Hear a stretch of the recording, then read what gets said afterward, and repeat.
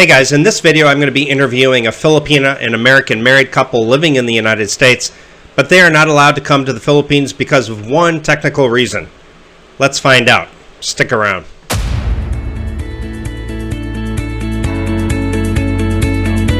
All right, hello everybody. We have Craig and Beth here joining us from the United States today. So thank you guys for coming on to my channel. I appreciate that. Thanks for having us, Gio. Yeah, no problem. And Craig and Beth, where do you live in the United States? We're in Virginia. We're right on the Tennessee border, though. A small town near Bristol, Virginia. The city split on both sides of the state. Ah, okay.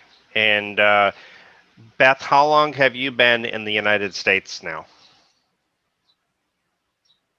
12 years. 12 years. 12 years, a long time. Okay. So do you feel like you're American now and not Filipina anymore? Or do you? Yeah. And are you used to We'll do 50-50. 50-50? Okay. Are you used to the cold weather? Do you like the cold weather? No? Still trying to like it. Yeah. She don't like it. She's lying. Yeah. She hates the cold, and we're ready to get out of the cold. You're right. You're ready to move. Okay. Well, let's go. Because go ahead. Oh, I'm sorry. I was going to just say, let's go back to the beginning of how you guys met. So, what year did you guys meet? 2006. 2006. Okay. And so did you join a dating site, or did you just come here and meet her in person, or how did that happen? We were actually both working abroad. She was working in Kuwait, and I was working in Kuwait. Yeah. Ah, okay. She was working in the hospital field in medical coding. Uh-huh. And I was working in same thing I did. I was in the military before in the Navy. I was a jet mechanic. And so I was doing the same thing for the Kuwaiti Air Force. Oh, and so okay. we actually met in Kuwait. We did meet through a website. I don't know if you remember it or not. It was called Friendster. It sounds familiar. Yeah. You know, it was one of those MySpace things, and then Friendster. Okay. It was just a regular like Facebook site. Yeah. Sure. And so I reached out to her, and then we met, went to dinner, and then went from there. And then 13 years later, here we are. Wow. Yeah. So you don't. Later. 2 kids later. Wow. And how old are your kids now? 12 and 7. 12 and 7. Okay. So you were in OFW, and then you were working overseas, and then you met on like a social media site. Okay. Right. And at what point did you say, did you guys end up getting married there and stay there, or did you move back to the United States? What happened next? We got married the following year in the Philippines. In the Philippines. We went, okay. Yeah, we went to the Philippines. We got married in her hometown, Iligan City. And then from there, that was 2007. So we stayed in Kuwait until the end of 2009. And then from there, we came to the U.S. And that was it. Cause like, I don't know. Yeah. But anyway, we left in 2009, the end of 2009. We came back here. I went back to school and started another career. I was getting tired of working on the jets, and I needed a new career. So. Okay. And so neither of you really had any plans of like you weren't specifically looking for a Filipina, and she wasn't specifically looking for a foreigner. It just kind of happened, huh? Yeah. Right. Yeah. And so when you went back to the Philippines to get married, was that just so her family could be there for the wedding and everything, or was there a reason you went and got married in the Philippines? Well, we didn't exactly want to get married in the Middle East. You know, it's not the prettiest place. Yes, exactly. True. So, yeah, that was the closest and easiest, you know, because it would have been hard, you know, to get her to the U.S. and a lot more difficult. So Yeah, Sure. all of my family was already in the Middle East. So They we were. brought them all back to the Philippines and we just got Yeah. married and we all came back Oh. to Kuwait. Wow. Yeah. Her So entire she wasn't just an OFW. Her entire family was in Kuwait. wow. Her dad was the main OFW, and she'd been living there since she was about 16 years old. Ah, okay. So And you really had a experience already of living in a foreign country. So, oh, okay. And where is your family from in the Philippines? We're all from Iligan City, Mindanao. Oh, Iligan City, Yeah. the city of waterfalls, right? Yes. Yeah, I think there's like 21 waterfalls there. I've been to Iligan because I lived in Cagayan de Oro, and it's just a hour and a half away, I think. So Oh, that's where we're trying to live. that's where you want to move to, Iligan City or Cagayan de No, Oro. no. To Cagayan de Oro. You do. Okay, so that is your long-term plan. You guys hope to move back and go to Cagayan de Oro? Yes. We're in the middle of that right now, Gio. Or We supposed to already be there. We were supposed to fly out of LAX on July 9th.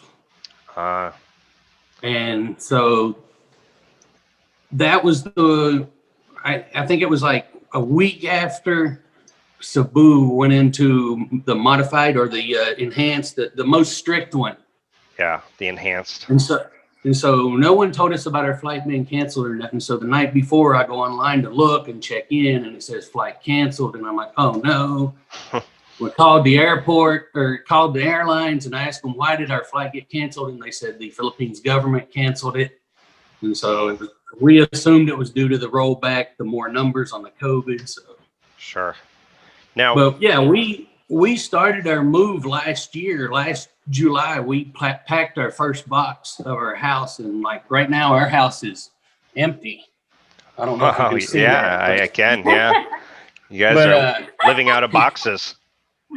Right. So all of our stuff right now is sitting in Cebu, and Wow. we're stuck here living out of a suitcase until we can get there.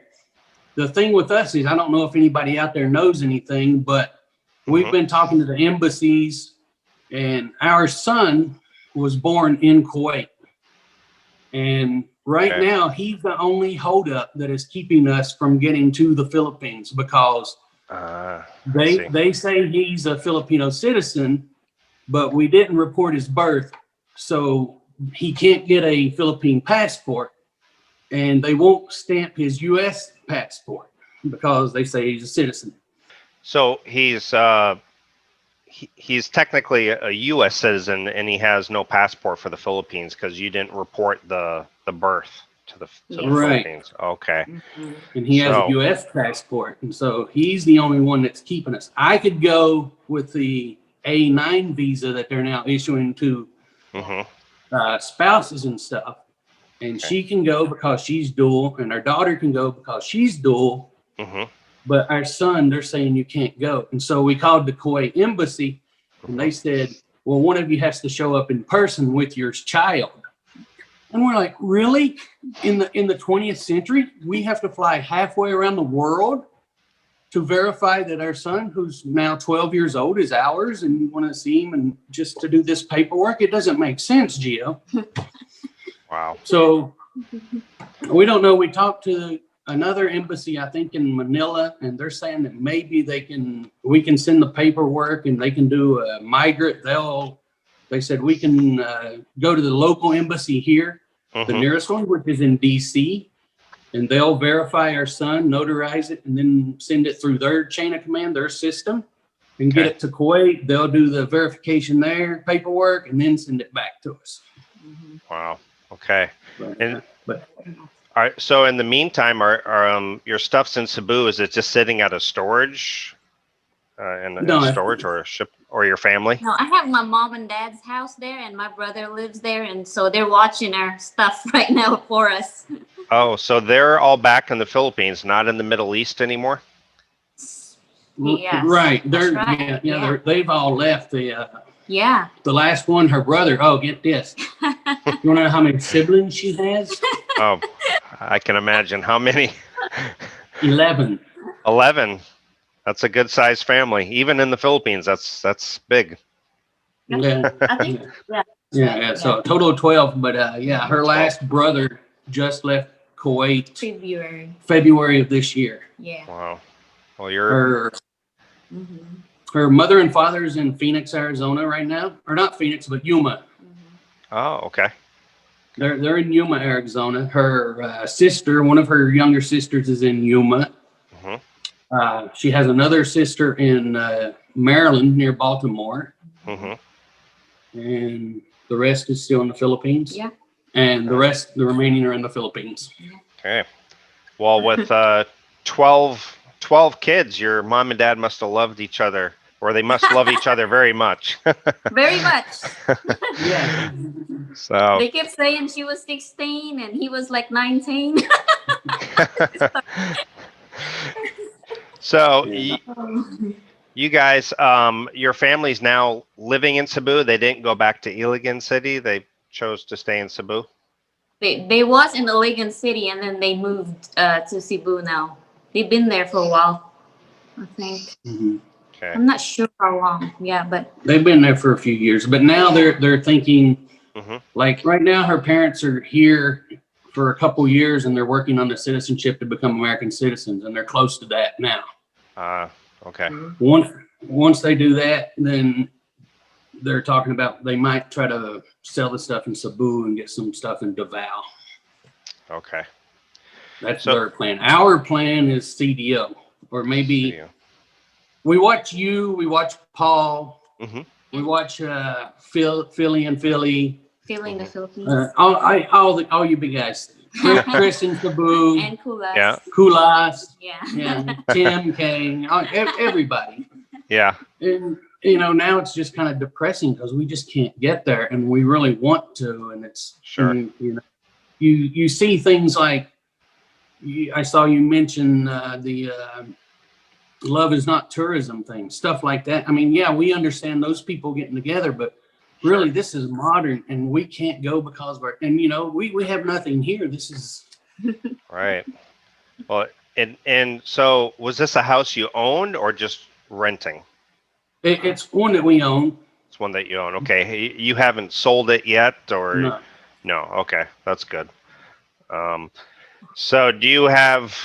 Well, I mean, who knows? Who knows how long it'll take, huh? I mean, now they're talking that might be a year from now before things open up. I mean, who knows? But Yeah, if we had to wait for full tourism to open up, then yeah. But you guys are waiting on something else, so hopefully it'll be much sooner for you.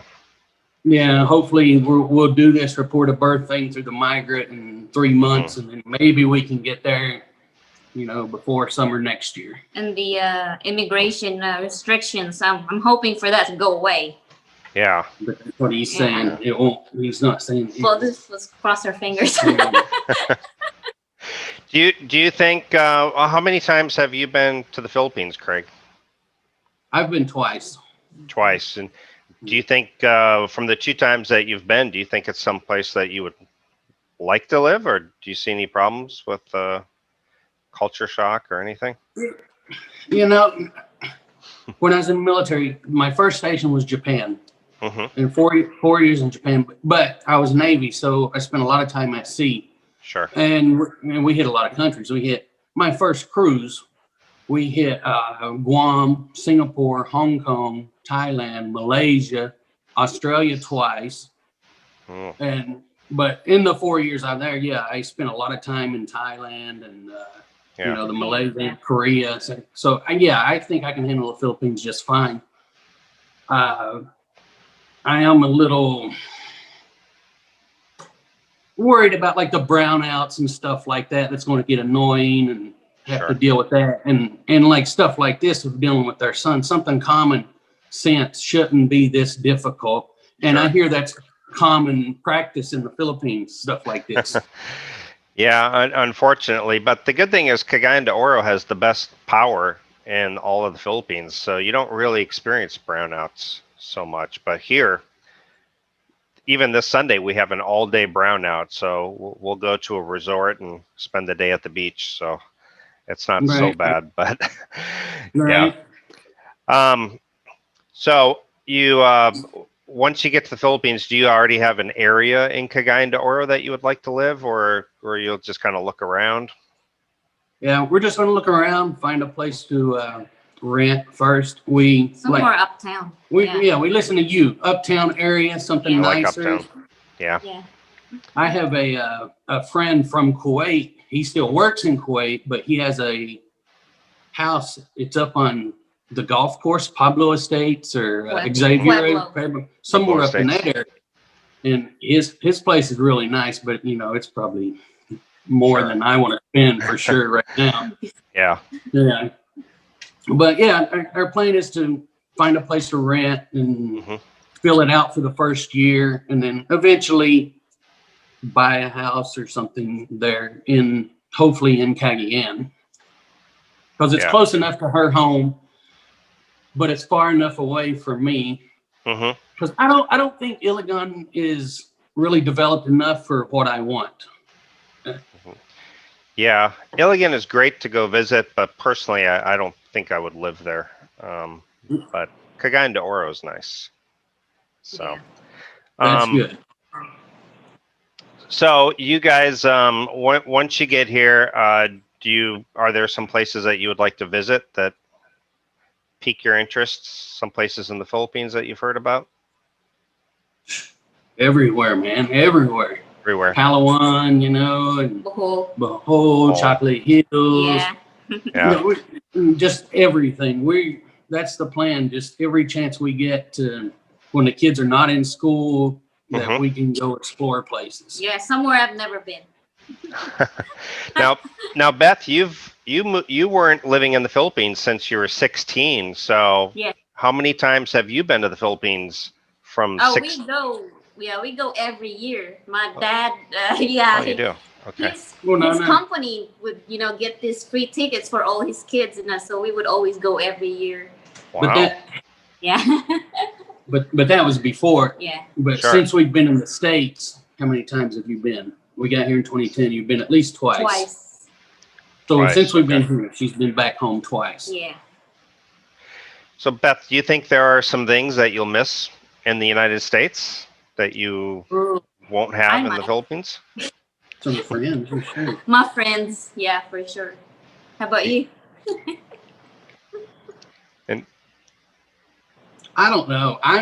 You'll find out later. I miss the traveling. I miss the traveling, Gio, from the military. That got me used to traveling, and I've not done any traveling since we left Kuwait in 2009. So I'm ready to go, and I miss being outside the U.S. It's a different vibe. It's more laid back. Yeah. More relaxed. None of the BS you have here. Yeah, there's different stuff, I guess, in the Philippines I'm going to learn, but it's more different. It's more laid back. It seems more relaxed. It is. Friendlier people, too, I would say. Yeah. So, right. I guess the last topic we'll talk about is food. Does Beth cook a lot of Filipino food, or does she really just cook you American food? He cooks more than He cooks more than you. He's the cook. Yeah, he's my chef. I like to cook, but she cooks. She cooks caldereta and adobo. Yeah. Yes, spaghetti, Filipino spaghetti, sweet spaghetti, lumpia every now and then if I can. Yep. Try to get that as much as I can because those are really good. They are, yeah. And so, but as far as cooking, I do, the American stuff, steaks and burgers and ribs. And so that stuff I hear is, I hear it's kind of difficult to get good meat over there, beef. It is, yeah. You can get Australian beef, but it does tend to be a bit expensive and not quite the same as American beef. So right. Yeah. And Beth, do you still like mainly Filipino food, or do you like a lot of American food too? A lot of, mostly steaks, yeah. But she prefers Filipino. But I do prefer more on Filipinos, where that's how I grew up, and yeah. especially Okay. with friends. So So And for Beth, it won't be really hard to adjust, but no. maybe for you a little bit. right. Oh, he's not picky. Yeah. Yeah. Food wise, I can eat anything. Hmm. And I love the spicy food. I know Filipino food's not spicy, but I can eat anything. There's only two things that personally bother me that I know of in life that I can't eat, and that's seaweed. Seaweed. Yeah, paper, the seaweed, the stuff they wrap in sushi. For some Yeah. reason, it's instant gag reflex in my mouth. Okay. Well, anchovies, but that's a given because they're just nasty. And then The dried fish. dried the fish, dried y'all, fish, yeah. Filipino dried fish. I think that stuff displaces oxygen. If you're in a house, it does. Yeah. I make gang cook it outside. So Oh, that's what we need here in the U.S. is a dirty kitchen. yes. Um, I guess last question: Do your children speak Visayan or Tagalog or no? Plain English. Hillbilly. English. Hillbilly, yes. Hillbilly. So do you think that'll be a little bit of a shock for them? Maybe do you think they're looking forward to moving to the Philippines, or what do they say? You know what? I took my little girl there when she was 6 or I think 5. Mm-hmm. Yeah, in 2000. When was that? I don't know. A couple 2 years ago. Yeah, 2 years ago. She was 5. She was fine. I mean, she didn't get sick. She was happy there. but the language thing, as far as the language things, I mean, everybody speaks you know, English. right? You teach in the schools there. They all teach in English, right? And they speak English. They do, but however, even though they'll teach in English, they will. I know a lot of the teachers will revert to Visayan, and then of course when recess time, lunchtime, they're all speaking Visayan. So, Right. But children do pick up languages rather quickly. So so that's good. And that's what we're hoping they'll pick it up. Yeah. Well, they're little. Yeah, I think they'll be all right. And they're water babies too. They love the water, so we think it's going to be really great for them. And they'll miss their friends, but they still have the online thing. Friends now is totally different from when you and I were kids. I mean, we're into social media a little bit, not like they are. I mean, they develop whole friends and relationships all online. It's totally different. It is, yeah. So I think they'll be fine as far as that. But we're super excited. We can't wait to get there. We're really down right now, but we're trying to hang in there. We'll just give you a recap after, maybe a few years later. Well, hang in there, and maybe when you guys get here, we could do a follow-up to just check in and see how you guys are doing. So. Yeah, sure. Sounds great. We hope to come to Dumaguete and check it out and everything. That was on her short list of where to go. She really wanted to live in Cebu.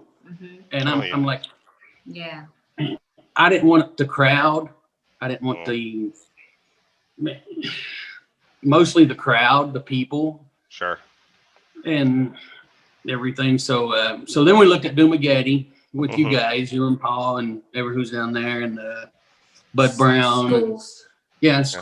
Schools is an influence, which we know Dumaguete has a Silman University and a couple other nice schools. So, I mean, that looked good. And the American population. What about Davao? Didn't you live a bit in Davao? I did, yeah. I like Davao too. Davao is very nice. Davao is huge, size-wise. It might be the largest city in the world. I heard somebody say that once. Really? So it's really a massive city. It's spread out, Really spread out. And they got some really nice areas like Samal Island and mountains and waterfalls. So Davao is nice too. I like Cagayan de Oro a bit more because you got the airport, you got ferries that you can take to Cebu and other places. In Davao, you don't really have the ferries. You really just have the airport or buses. You don't really have ferries that take you. So. We want to stay somewhere definitely near an airport and stuff, and that's one of the reasons on Cagayan also. Yeah. So, Being a vet, I'm going to have to go to the VA hospital in Manila there like twice a year or something, I think. And okay. so that'll be a cost in getting there. And we definitely don't want to live in Manila. So, yeah, for sure. All right. Well, thank you guys. I appreciate your time today. And nice meeting you, Beth and Craig. And hide again for me. I sure will. And we'll do a follow-up when you guys get here. So just keep me updated. Let me know. All right. All right. Sounds great. Thanks for having us. No problem. Take care, guys.